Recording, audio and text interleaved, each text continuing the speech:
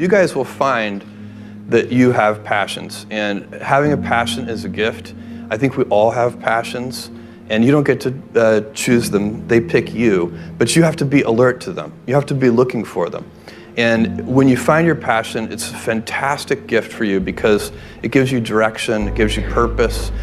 You can have a job, or you can have a career, or you can have a calling. And the best thing is to have a calling. And if you find your passion, you'll have that, and all your work won't feel like work to you. Many kids and many grown-ups do figure out over time what their passions are. And sometimes we let I don't think it's that hard. I think what happens though sometimes is that we let our intellectual selves overrule those passions.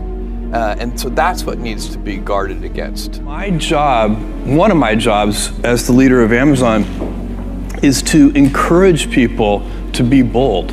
And people love to focus on things that aren't yet working. And that's good, it's human nature. That kind of divine discontent can be very helpful.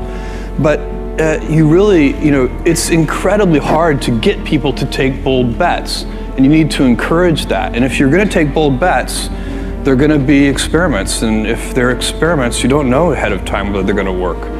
Experiments are by their very nature prone to failure, but big successes, a few big successes compensate for dozens and dozens of things that didn't work.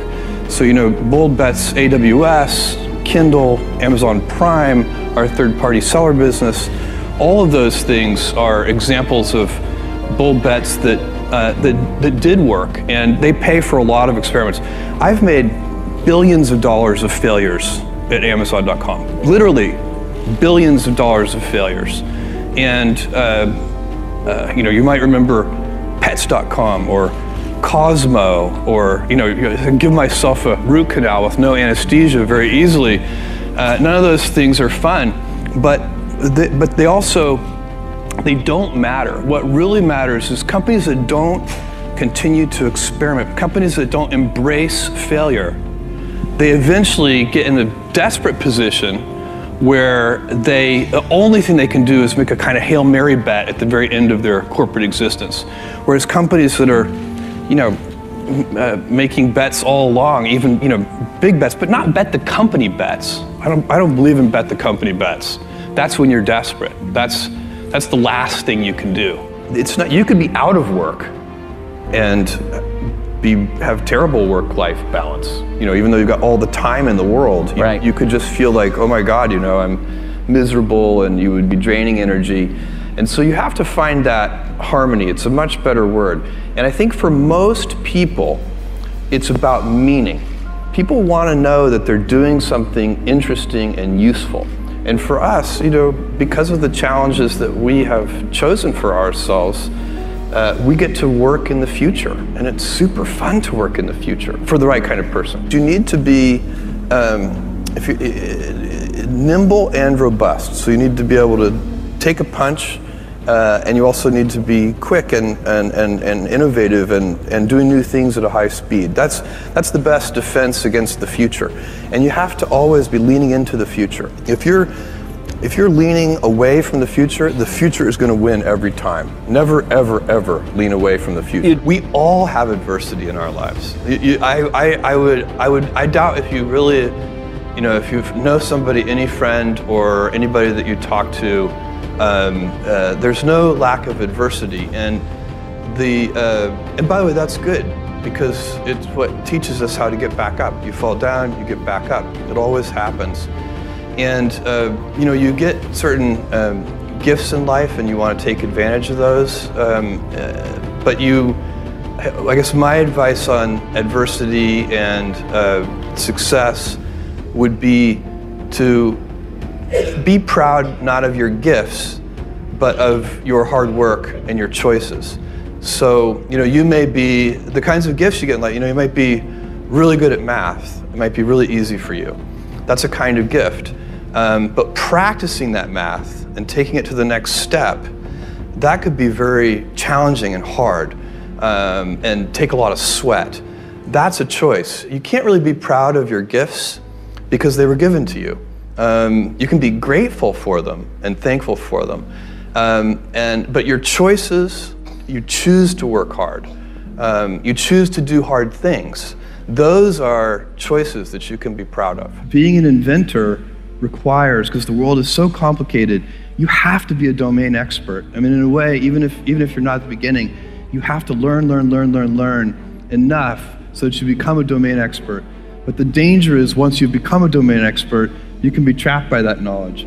And so inventors have this paradoxical ability to have that, 10,000 hours of practice and be a real domain expert and have that beginner's mind. Have that look at it freshly, even though they know so much about the domain. And that's the key to inventing. You have to have both. And I think that is intentional. I think all of us have that inside of us, and we can all do it, but you have to be intentional about it. You have to say, yeah, I am going to become an expert, and I'm going to keep my beginner's mind. You can't skip steps. You have to put one foot in front of the other. Things take time. There are no shortcuts. And but you want to do those steps with passion and ferocity. It's easy to have ideas. It's very hard to turn an idea into a successful product. There are a lot of steps in between, and it takes persistence, relentlessness. So I always tell people who are, who think they want to be entrepreneurs, you need a combination of stubborn relentlessness and flexibility.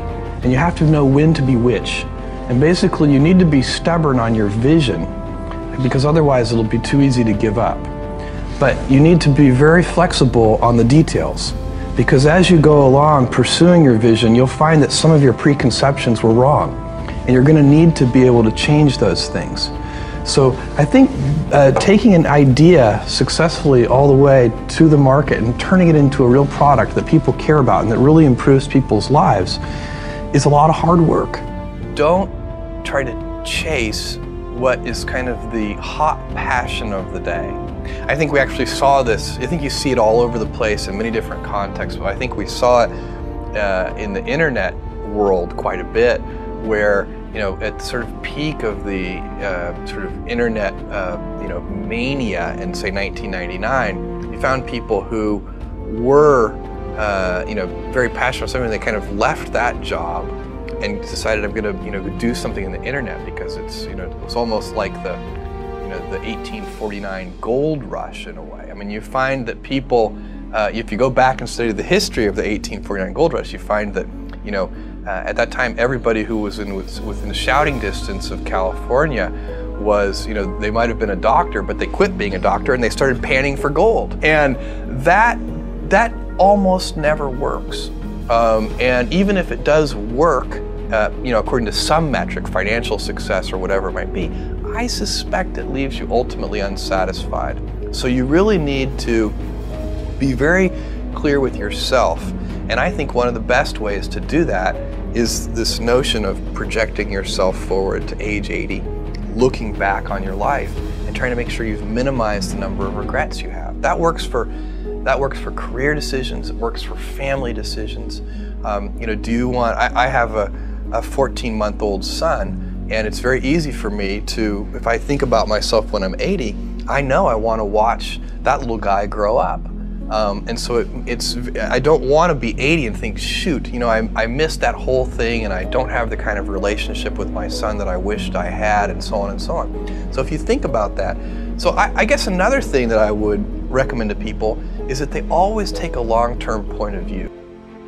Everything I've ever done has started small.